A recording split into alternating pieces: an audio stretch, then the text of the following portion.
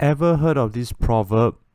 A neglected child will burn the village down to feel its warmth. There's some meaning and truth to that, really.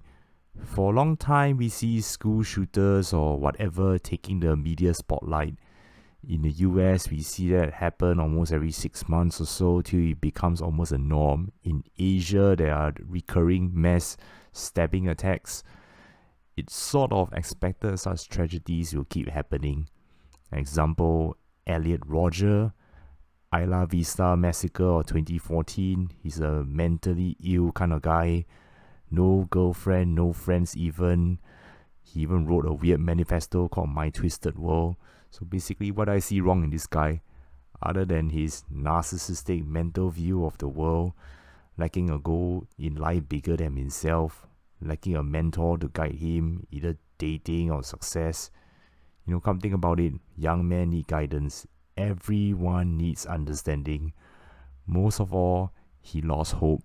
All hope in life, and that's scary as everyone will feel that to a degree at some point in their lives.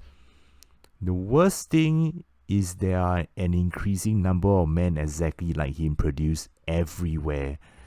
Very likely you, the viewer, probably knows a few people that are like him. Increasing hope involves a combination of mindset shifts, goal-oriented actions, and nurturing relationships. Unlike passive wishing, hope is an active process involving the motivation to pursue goals and the belief that you can achieve them. Okay, first of all, set meaningful goals and plan your path. Hope is directly connected to a goal-oriented mindset, and defining what you want to achieve is the first and most crucial step. Okay, so create specific achievable stuff to do, like break down larger ambitions into smaller, manageable milestones, sometimes small, achievable, doable within a few days or a week, as simple as turning up to the gym a few times a week. You celebrate frequent wins, which builds momentum and reinforces your belief in progress. Second, map out your pathways. Recognize that roadblocks are inevitable. It's never going to be a straight road. It's going to be twists and turns everywhere. Hopeful people are prepared to pivot and brainstorm alternate paths when the pathway doesn't work out. Always keep a plan B. And visualize your success. Imagine what it feels like to achieve your goals. This mental future casting can activate your brain's dopamine reward system and increases your motivation. Another thing people kind of overlook is practice self-compassion and reframe your thoughts. Whatever you think in your mind, your internal dialogue, it really impacts your sense of hope. Like example, just reframe negative thoughts, like when you face with a setback or challenging negative self-talk. For example, instead of thinking I'm a failure, horrid things always happen to me, reframe it as this is a tough setback, but how can I learn from it and try a different approach next time? And acknowledge your strengths. Create a list of accomplishments and positive traits to remind yourself of your resilience, like journal down. I did this, I accomplished that, I helped my mom or grandma, even anything seriously.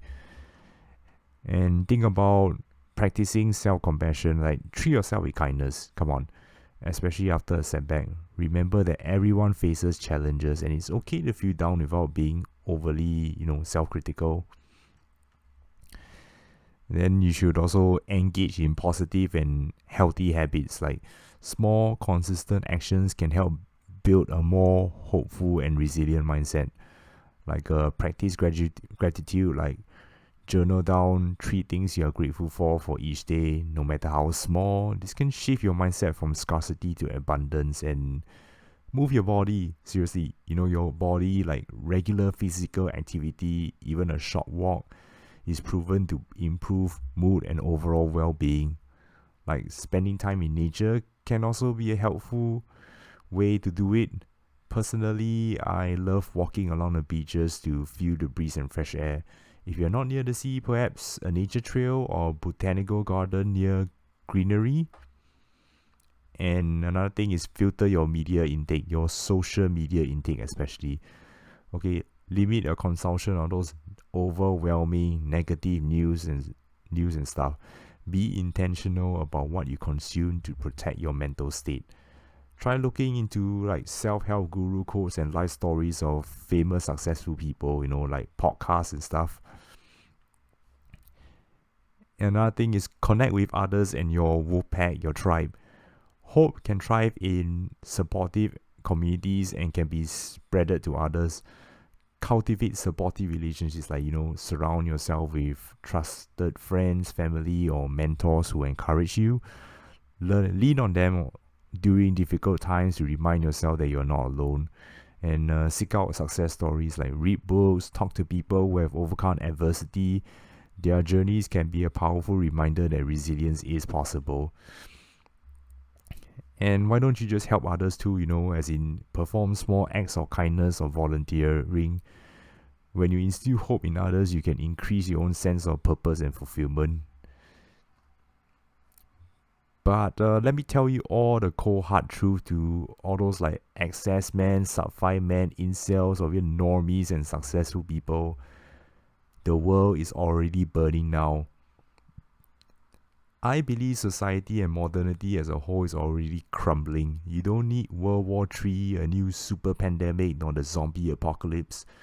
Apocalypse is happening now in real time, slowly, day by day. It ain't a sudden fall. It's cracking and crumbling slowly, bit by bit. We can see it, we can feel it every day. I can make the argument that a dystopian future is way worse, actually. Look around. People are delusional, selfish, and not caring about one another anymore. There are good ones, yes, but they are getting fewer as people see how meaningless this all gets. If it ain't the apocalypse yet, it surely is dystopian now at the very least. A good example of this would be the anime Psycho Pass, a world whereby AI rules the world and makes choices for you. The main villain of the series, at least the first season, is a guy named Makishima Shogo. I wouldn't want to spoil the plot if you all haven't watched Psycho Pass. The villain Makishima essentially is literally a black sheep in this AI-powered society. The AI or the CBO system don't register him as a human being as he's born with a different brain. Feeling neglected, he became a terrorist leader to burn down the entire AI system in his eyes to set the world free. Again, his methods are extreme, but on a deep level, it makes sense why he would do what he does.